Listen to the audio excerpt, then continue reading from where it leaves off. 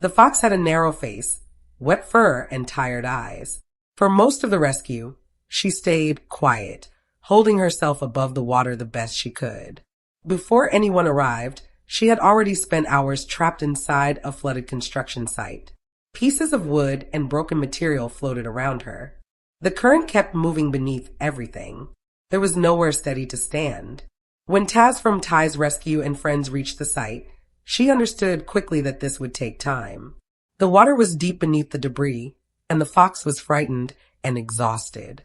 Taz stayed near the edge at first, speaking softly and trying to guide the fox closer without scaring her further.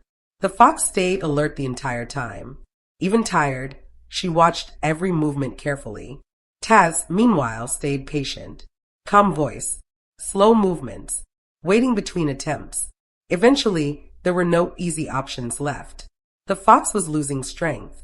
Taz climbed into the water herself and moved slowly through the debris while the fox tried again and again to swim away. For a long time, nothing changed. Then, after hours, the fox slowed down. That small moment changed everything. Taz reached her carefully and finally secured her before passing her safely to the people nearby. By then, the fox was too tired to resist. Her body had gone still from exhaustion. The rescue did not end there. Taz brought the fox home so she could rest somewhere quiet for the night. Inside the house, everything was still. Towels on the floor, dim light, slow footsteps. The fox stayed curled in one place for hours, barely moving except to lift her head now and then. During the first night, Taz checked on her often, but did not ask for anything from her. Water was left nearby. Food stayed untouched at first. By morning, there were small changes. The fox had shifted closer to the blanket. Her breathing looked easier. She finally drank some water while nobody stood too near. Even then, Taz stayed careful. Wild animals do not settle all at once. Fear leaves slowly. Sometimes it leaves so slowly that people miss it. Later that day, the fox stood on her own for longer periods. She looked around the room instead of toward the corners. At one point, she paused beside the doorway and stretched one front paw forward before continuing carefully across the floor. It was a small thing, but everyone noticed.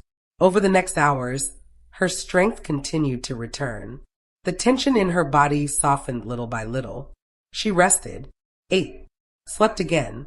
Soon, Taz was able to bring her to a safe place away from the flooded construction area. The fox stepped back into the wild slowly, stopping once to look behind her before disappearing quietly into the trees. Now the rescue mostly lives on through small memories. Wet fur dripping onto the floor. Quiet checking during the night. The sound of careful footsteps returning after fear had finally started to loosen its grip. Sometimes change does not arrive loudly. Sometimes it happens while everyone is simply staying patient long enough for an animal to feel safe again. Trust often begins that way. Slowly, softly, one quiet moment after another.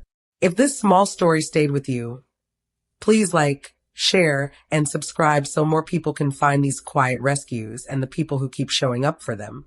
We believe small stories matter. Gentle moments matter too. And sometimes the quietest rescues are the ones people remember the longest.